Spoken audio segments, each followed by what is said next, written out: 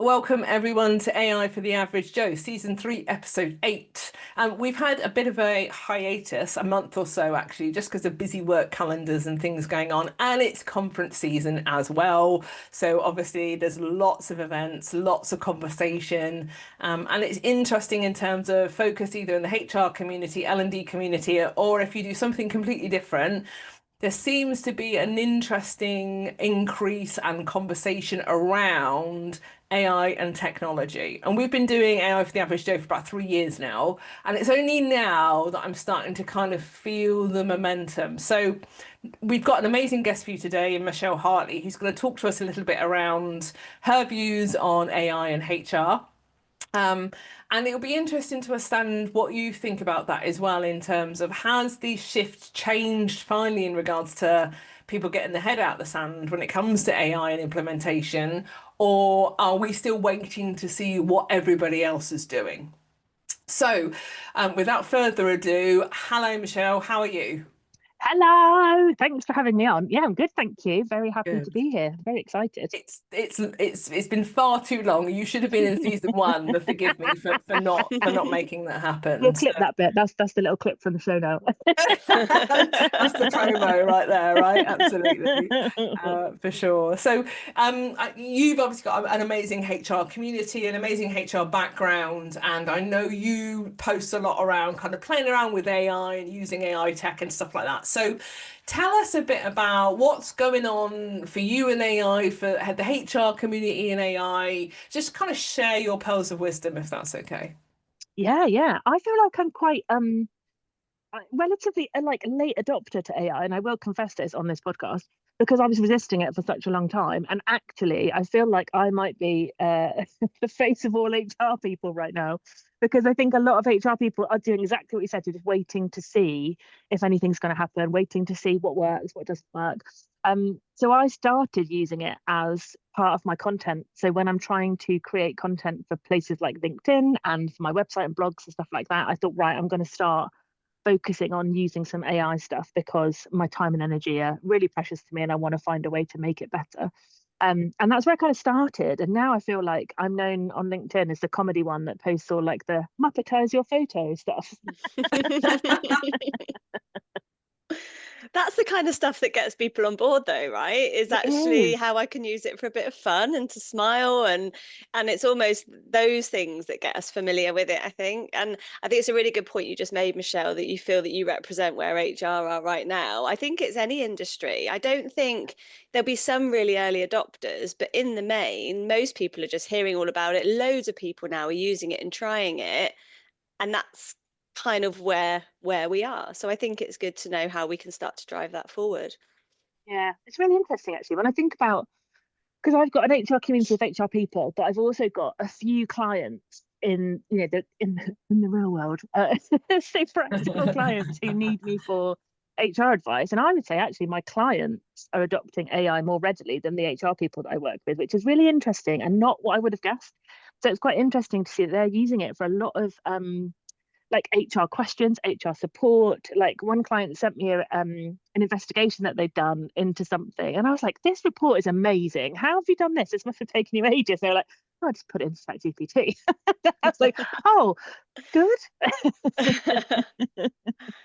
I think it's interesting though, because like in that, I guess in that instance in itself, like without the right literacy and guardrails and safeguard, could that report be full of rubbish and hallucinations? And I Yes. wonder, as HR people, we've almost got an advocacy of best practice and ethics when it comes to AI, particularly in that intersection of people change when you're dealing with difficult conversations or disciplinaries or people's behavior. I think there's a real interesting role for HR to play in this space. What do you think about that? Yeah, completely. I think what's going to happen is HR will end up being the human element of a very process-driven AI structure. Yeah. And as a prime example, one of my clients had gone used ChatGPT as like a thought partner for a disciplinary process. And actually, in the main, it was quite helpful. But what they not captured was the process of an appeal being a legal requirement. And so we had to do this whole process all over again. So of course, when they then sent it to me, where there was a big kind of scary moment of like, oh no, I think I've messed this up. They then come to me and I'm going to have to wind it back because you haven't done the legal Mm, element because ChatGPT didn't tell you that. And that I think there's something in there about almost having that human oversight almost. And I understand it from client perspective where they want to save money, right? They don't want to spend a couple of £100 an hour on somebody like me doing advisory stuff or write them a letter. And to be honest, I don't want to do that either. But Yeah. Yeah. there's got to be something about, as you say, like oversight ethics somewhere where we have like that special human that just says, okay, cool, that makes sense. Or, mm, it almost educating our managers around actually you can ask it for sources or you can tell it where to go. For example, use Yeah. ACAS as your basis. mm, And I think people are missing that. And certainly when, with my clients, that they don't have an in-house HR person, and so they think they're doing all the right stuff, but of course they don't realize that ACAS is the resource to look for legal basis and stuff like that. So there's some good education we can do, I think, as HR people at the forefront of this, rather than mhm, waiting for something to happen and be like, oh, I did that wrong. That's why I shouldn't use mm, AI. And it should be the other way around. We should be educating them to be a partner with AI rather than telling them why mm. AI might not work for them. Yeah. Yeah. Or almost treating AI as a junior to the expert. It's taking and stripping Yes. out some of that time rather than looking to AI as the expert. And I think that is that mindset shift, isn't it? I've now got this digital colleague that can do loads of the legwork for me. But if it comes to me and it's wrong, then I need to send it back and get them to change it. So Yes. it's that two-way, isn't it? And I think that's the fear now is people don't want to trust it. Really, we don't have to trust it. Mm. We just want to utilize it for what we can and then check it. Yeah, it's like when you do any kind Mm, of studies, right? You have that like yeah. critical mindset switched on, critical thinking is switched on, and then you Mhm, kind of go, right, hang on, let me think about this. Where's this come from? Or where did you get that from? That kind of principle suddenly then starts to make sense. But I think we've all just been, I say we, people have all just been yeah. using it without that kind of extra layer of like critical thinking. It's literally just going to be going to the internet and working out where it can pull. Unless you tell it where to pull it from, it's just going to pull everything. And that's the kind of thing Yeah. that I think we need to sharpen up as both HR professionals, but also when we're working with managers who really want to adopt AI, but don't really know how to kind of use it as a critical friend kind of principle. Mm, Yeah. mm, And I think with HR in particular, there's a double bubble here because it's not just using AI and being comfortable with AI for yourself, whether that's policy writing or research or strategy building or, reward benchmarking or whatever you're doing as a consultant or part of a team.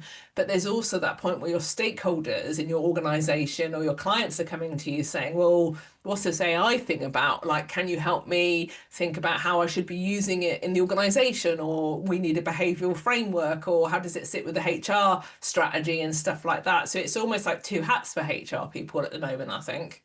Yeah, definitely. Yeah, there's the kind of adoption mode and there's also the education mode, isn't there? Which I think is really interesting. And it's a good, I think a lot of HR people don't realize that they're in that space like they forget the education piece because they're in Yeah, this like defend mode of like, oh no, we must just say no to AI altogether.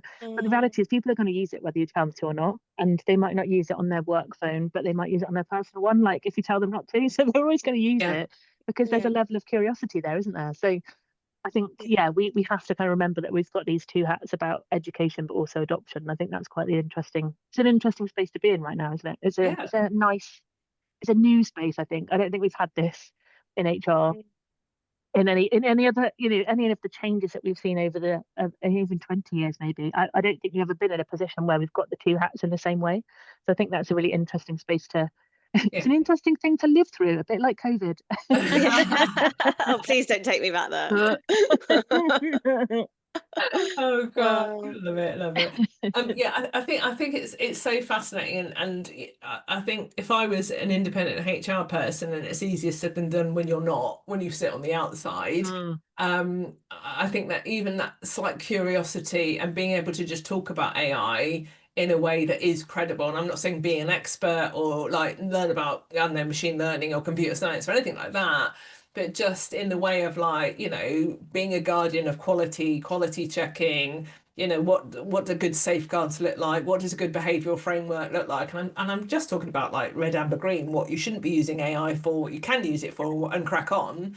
mm, But also the mindset. Haley and I yesterday were talking about recruitment, and Mm. organizations now moving to a process where they're like, it's okay for you to use AI in your application, and we almost expect you to do that. But on the flip side, you will be interviewed in some of the content that you submit as part of your application. So you need to own that outcome. You still need to own it, whether it's AI generated or not. Yeah, whoever wrote it, the example needs to be your example that you've lived, Yes. and Yeah. that's and I think, you know, some of the adverts, Erica, like we were talking about yesterday, was sort of, you know, we want, it's you that we want to recruit. So ultimately, that's what we need to get to. But it's okay because we understand that not everybody can word paragraph after paragraph Yeah. in a way that's articulate enough to get their experience across. So yeah, it's Mm, interesting, isn't it? mm. Mm. And I Yeah. I think, think I read something, I'm sure it's on LinkedIn, where they'd had almost an entire interview with an AI like bot and hadn't realized it was a bot. Like it was the wow, weirdest thing ever. I need to find the article. I'll Yeah. find it and send it to you because I yeah. feel like that's like the next level then of petrifying AI, isn't it? Where you think you're Yeah. interviewing It someone, actually it's is. not. And Yeah. as recruiters or talent acquisition or education or L&D or HR or whoever, we can sit there and grump about people using AI, or we can look in the mirror and challenge ourselves and think, actually, are our assessment processes fit for purpose? Because Yes. I bet you bottom dollar they probably haven't been fit for purpose for a very long time. You can put that through an inclusion lens, you know, Mm. or a diversity lens, or neurodiversity lens, or whatever you want to play it. AI Yeah. is just shining a light on this stuff now, I think, particularly in HR. Yeah, Mm. absolutely, absolutely. Yeah, and I think even things like, do you remember when it probably is still a thing. I'm behind. But when the whole like metaverse thing came out and you could have a virtual avatar that would be Yeah. you and could attend meetings and stuff like that, I thought that was going to be Mm. brilliant. And I was really excited for that to really kind of connect. And now I feel like it's just disappeared again. You might tell Yeah. me different, but I feel like that No, had a you're real right. You're potential absolutely for right. something very cool Yeah. in that inclusion space, right? You can't make it to an Mhm. interview, but you can send your avatar. Like, I'd love that. That would be the best thing ever, wouldn't it? Like, I'd never have Yeah. to worry about what clothes I was wearing. Like, I could just turn up in my robot suit with my cat ears and everything would be fine. I think I that's love so that. cool. I guess it shows that we're not ready to move away from that human Yeah, intervention connection Yeah. yet, though, right? Which yeah. I have to say, I don't actually think is a bad thing. Yeah. Like, No, you know, yeah, we do need to still be people, don't we? And that's what this all comes down to. And it's just challenging ourselves to think differently. And I think going back, Michelle, to what you were saying about, you know, people having to almost look at things in a very different way. And, you know, are we ready to look at, we've never looked at HR in this way. That's what AI is doing, is challenging us to prove our worth, you yeah, know, and yeah, to say, well, but this is what we bring, this is what we do, and that'll feel uncomfortable because we're coming away from process really now, because yeah, AI is process. It does yeah, process. So yeah, where do we add the layer on top? I think that's exciting. It's a real Mm. yeah. opportunity. Totally. And then in reality, it's letting us focus where we should be, i.e., the Yeah. people bit. So for Yeah. me, this is the joy. It's an absolute joy. But I think Yeah. the challenge of it is the adoption from the people in HR who are perhaps driven by fear, fear of losing their jobs, fear of losing their credibility, fear of losing the thing that they think they're bringing. But the reality is we will always need Yeah. people in a people space, even if that's a human that looks at stuff as an overview and that we have 30% less humans in the organization, but actually that's okay because we're doing the right stuff. I think Yeah. there's something in this about Mm. remembering the quality of what we bring is our humanness. And I think that's the bit that people forget. It's like, oh, but AI is going to take our jobs. No, well, anyway, Yeah. just prove Yeah. yourself as a human, you're fine. Yeah. Yeah, yeah. It Uh-huh. just means you've got to change and build on new skills. And we always come back to those human skills, don't we? Critical Yeah, thinking, creativity, problem solving, just Mm. all of those things become more and more important. And I'm still not seeing a lot of that reflect back into job adverts and things out yeah, there. I'm still not seeing, and I scan every now and again, see what's about. And I'm not seeing that lift up of those skills. I'm still seeing experience in this process, this example, and I'm yeah. thinking, well, I could probably rock up to any job and I could do 5 out of those 10 things using ChatGPT. You know, Yeah, where's the build? yeah, Mm. yeah, absolutely. Yeah, for sure. And I think a lot of people are still in that. I'm going to use AI to write an email or to write a policy or to write a comms and stuff like that, which, great. If that's your starting point, then great, get stuck in. But actually, let's just be a bit more kind of creative and actually ask ourselves questions like, what part of my job do I love the most? Why did I get into HR or L&D? And a lot of people will say it's to make a difference to people, right? Or to influence people or to get change over the line. It's not to sit and write policies and emails and, it's even take it to the next level and get your LLM to call out biased language in your policies. That's a bit more sexier than just writing a policy, right? So Absolutely. Michelle, what do people in HR, and I'm kind of broad brushing here, what do we need to do to get ourselves cognitively to the next level to challenge ourselves to really add that value when it comes to partnering with AI? Yeah, I mean, for me, there's got to be something about this, like letting go or getting over the fear element. I think so many HR people are still in this really kind of frightened, scared phase about either AI is going to take our jobs, or actually this feels like it's a bit too scary to try, or I'm not sure about how secure it is, how, what happens with the stuff if I put stuff in it. Yeah, Those kinds of things. So I think if we can get over the fear factor of AI and that kind of inherent, like, oh my God, this is going to take my job thing, yeah, then I think we've got so much scope to go after some very cool, as you said, Haley, I think you said AI colleague, like it's Yeah, the best yeah. thing ever, like digital colleague, great way to think about it.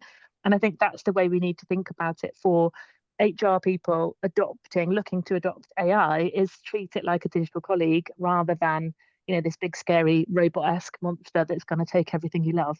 yeah, I Yeah, think yeah. we've all been Nobody ruined by it. nobody gets things right 100% of the time, do Yeah, they? Let's be honest. exactly None of that. us are Yeah, perfect. Yeah. exactly. And actually, one of my favorite things is calling out my chat GPT when it gets it wrong. I love it Yeah. so much. I'm like, hang on, you've just made that up. And it'll be like, oh yeah, sorry, I did. it is. ChatGPT 5 is such a people pleaser at the moment. It's doing my Yeah, head it's so funny, isn't it? Yeah, even if you ask it to do like criticize this or critique this and make it better or do that, and they still come back going, yeah, this is really serious. I'm like, no, it isn't. It's rubbish. I know it's rubbish. Stop doing Yeah. that. Love that. Love I that. guess that comes back to that junior team member thing that Haley was talking about again Yes. as well, Yeah. isn't it? The importance that we don't just sit on the runaway automation train and take everything that's given to us with a large language model. Yeah. With the book at the moment, like I'll do research and ask it for references, and it'll say the CIPD in 2024 said 38% of HR people, and I'll go, show me the reference for that, and it'll come back and go, what reference? What are you talking about? Why did you say this? Yeah. I didn't say this, you said it. And then suddenly I'm in conflict with ChatGPT, telling it off, and it's Yeah. my fault that it's made up a reference. That's what that brilliant little X in the corner is really helpful for that. Go away. I love Love that it. so much. That's hilarious. Oh God, we could gas on this all day. I've got I a know, feeling. I know. Arguments with ChatGPT. We'll Yeah, argue with the next anyone. episode.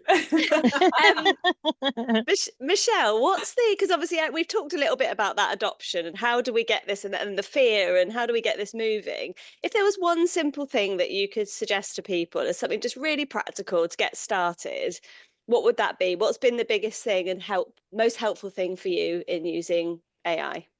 The thing that I actually really love is the ability to be able to personalize it. And so for me, and I use ChatGPT, so that's my chosen model.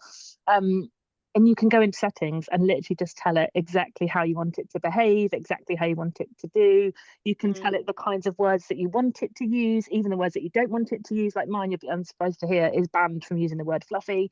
Um, so it's really interesting to kind of go in, and I use it almost like a constantly refining model where I'm like, oh, I didn't like that they just said that. I'm going to put that in.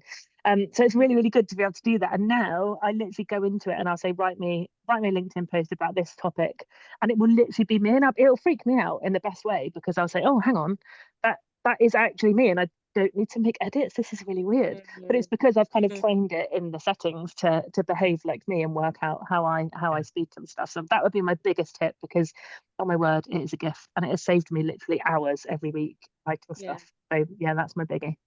Yeah. Brilliant, brilliant. And I think that's you can do that by it's called customize That's your it. Yes. chat GPT, isn't Yeah. it, in the settings? And I think you can do that in the free version as well as Yeah, I think you as well can. as a Yeah. subscription. Oh, Yeah. that's great advice, Michelle. And you've actually just prompted me to go and refine mine as well, because I've done it a few times, but I need to go back to it. So Yeah. You've got to go back and revisit it always. yeah, brilliant. So there you go. Excellent If you're stuff. watching today's episode, log on to your ChatGPT account and go and customize or recustomize or revisit your settings in that space. Do it. Absolutely. Do it. Do Do it. it. Love it. Michelle, thank you so much for sharing your wisdom and insight from a HR and a just fabulousness perspective today.